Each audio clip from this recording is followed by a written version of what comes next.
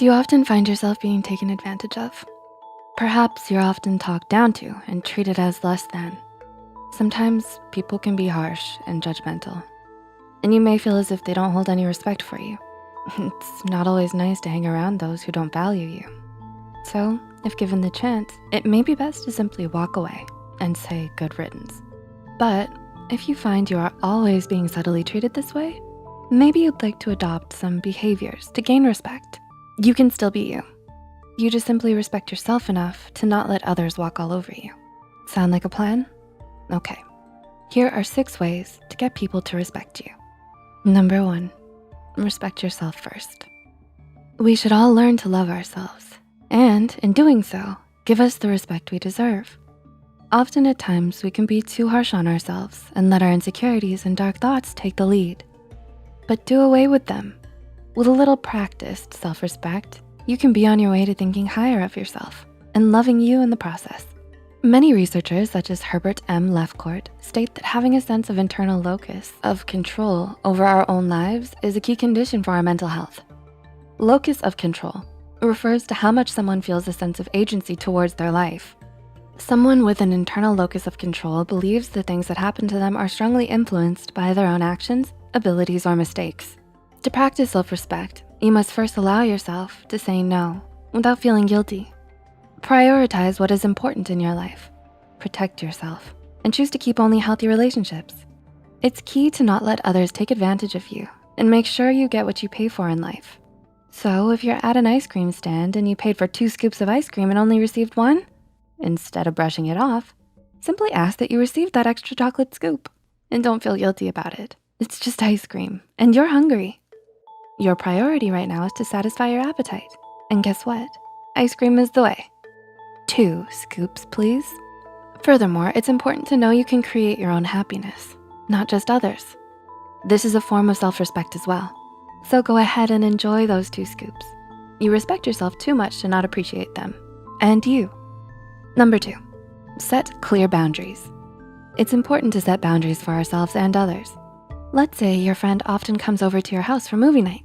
You love and care for your friend, but they aren't the most respectful guests.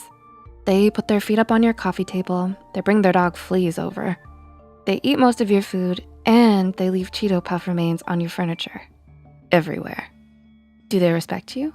Doesn't look like it. A good step would be to set some boundaries for when company comes over and discuss them with your dear friend. You can be kind when discussing this with them and consider their point of view as well.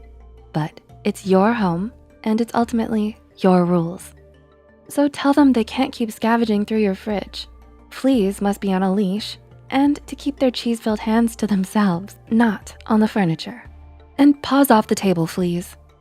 Number 3, understand you don't have to be nice all the time. Who wouldn't want to be nice when they want to? But when you feel like you have to at the expense of your own happiness, it's not a good idea. Sadly, a lot of people think they can take advantage of those who are kind to them. This doesn't mean you have to stop being a good person. Just simply know when you must put yourself first. And also, don't feel guilty about it all the time. You may think that if you don't do every favor your friend asks of you, they might not like you anymore. But what kind of friend is that? You may feel guilty if you don't accept your friend's invitation to hang out every time. But you just got snuggled into a bubble bath. You'd just like to be alone tonight. Perhaps you don't allow yourself to not smile. So you throw on a contrived smile before you go out the door, even when you're having a bad day. As great as smiling feels, a forced smile can't always make you feel better. Allow yourself to admit you're having a bad day. You don't need to be in a certain mood for anyone. Allowing unnecessary guilt to take control can leave you associating these once happy actions with something forced and uncomfortable. Practice assuring yourself that if you allow yourself the guilt-free time to relax first, you'll only feel happier when the time comes to hang out with your friend next. Number 4, speak up. Many of us often have shy personalities, so doing all the talking during a group conversation may not be our thing. But just because you're shy doesn't mean you should let others interrupt you. If others often interrupt you or appear as if they aren't listening, there's some tricks you can use to make yourself heard. First, try saying the name of the person you're speaking to mid-conversation. Similar to the cocktail party effect, we will often have our attention pulled back to reality when our names are heard. such as when we're at a cocktail party and hear our name in the distance. You know how your music teacher would always say your name mid-sentence to regain your attention? We're doing the same thing here. Another trick is to often use hand gestures and give an equal amount of eye contact to everyone. Using hand gestures grabs attention and strongly conveys your message. Eye contact? If someone was looking into the depths of your soul, you'd be bound to notice. Just make sure you give everyone equal amounts of eye contact. Maybe no soul staring today. Number 5, don't over-apologize. Do you often find yourself apologizing for something that wasn't even your fault? It may just become habit to say sorry when something goes wrong. You may only want to say it to not be unkind, but your words should carry weight, especially an apology. If you apologize too often, your sorry may be viewed as nothing to others who hear it too often. And unfortunately, over-apologizing can be a sign to others that you are submissive. Sooner or later, they'll assume you'll be the one to take the blame, or that you're too nice to speak up if they walk all over you. Some common things we unnecessarily apologize for. If you don't want to do a favor, don't apologize. It's a favor. If you have an opposing opinion, agree to disagree. It's your opinion. Stand by it. Remember, you don't have to be unkind.